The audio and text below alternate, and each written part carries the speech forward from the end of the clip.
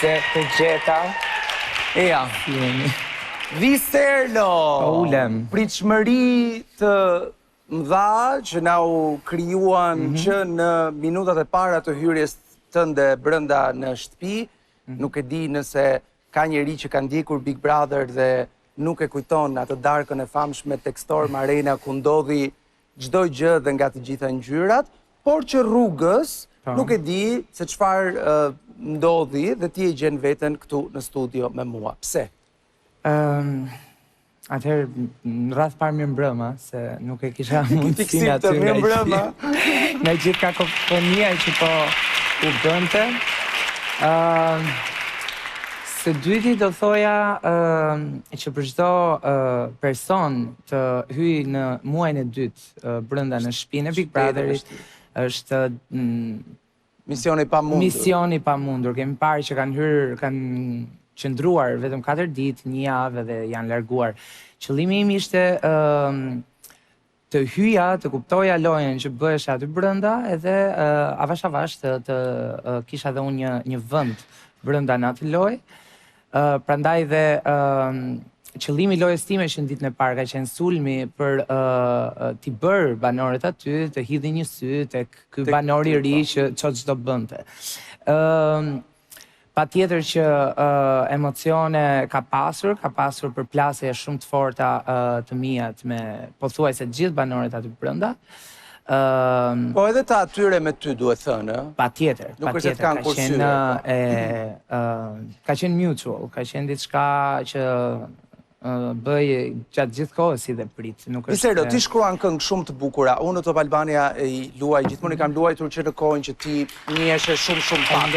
Në kohën që ti je nxjerrje në YouTube, edhe kam qenë keni qenë në fakt duhet të gjithë ne aty në radio dashamirës ndaj artit tënd.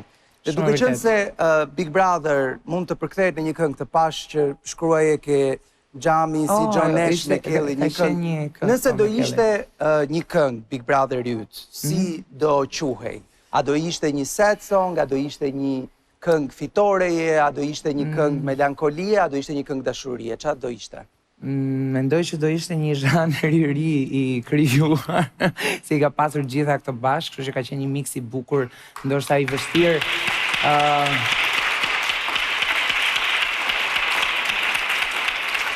Por që nuk mund të themi pamundur, arrita të bëja ato ndërhyrjet e mia, ato gjërat e mia, ndoshta me sukses, ndoshta edhe pa sukses, por që në fund ditës, siç e thash pak më parë, në muajin e dytë të lojës aty ke aleanca që janë të krijuara edhe nuk është se... Ja, të pyesim pak Nedën dhe Arbër. Neda, mendon me sukses apo pa sukses ishin le themi ndërhyrjet që Viserlo u mundua të bënte për të zbuluar marrëdhënie, strategji, qëndrime aty brenda? Nuk mendoj që ka patur një sukses të vërtet, të jeme e sinqert.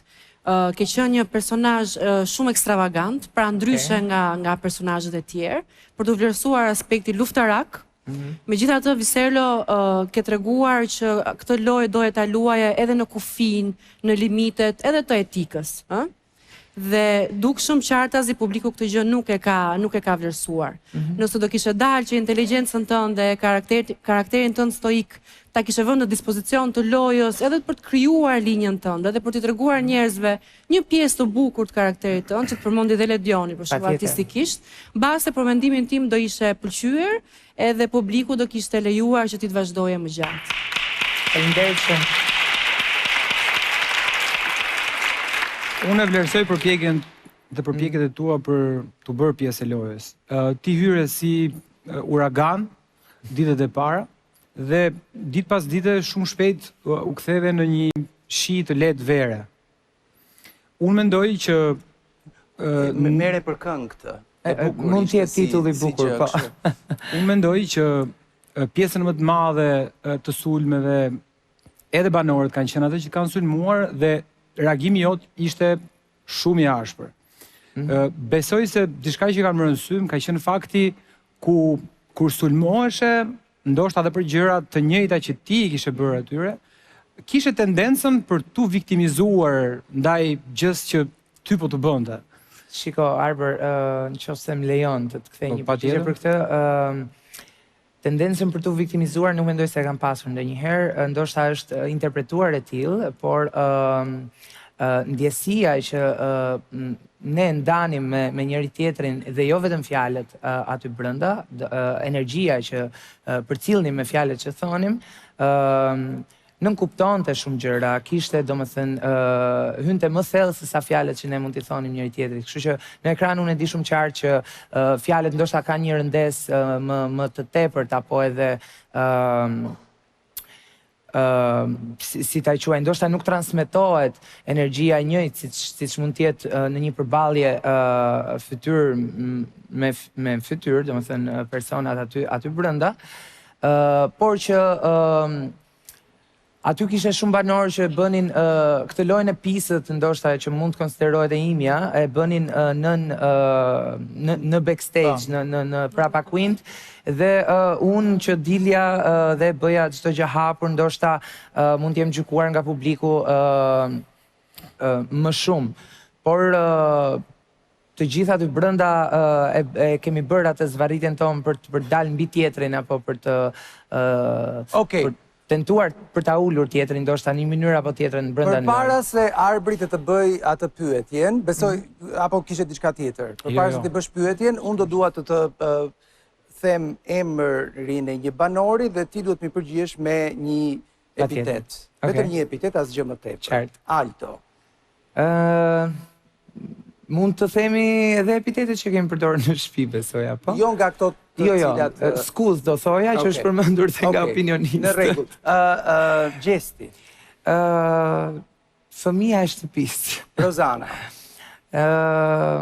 Rozana, ndoshta manipuluesja në tentativë e shtëpisë. Laerti? Laerti, xhaxhai i shtëpisë. Gerta? Gerta, opinionistja e shtëpisë. Danja? Femra me klasë e shtëpisë. Valbona? Valbona, ndoshta zhurmuesja e shtëpisë e vërtet shumë. Egli? Egli, ndoshta do meritonte dy epitete se ka qenë tjetër Egli para se tikte dhe tjetër tani që ka hyrë, siç ndoshta është parë, kemi pasur një raport shumë të afërt.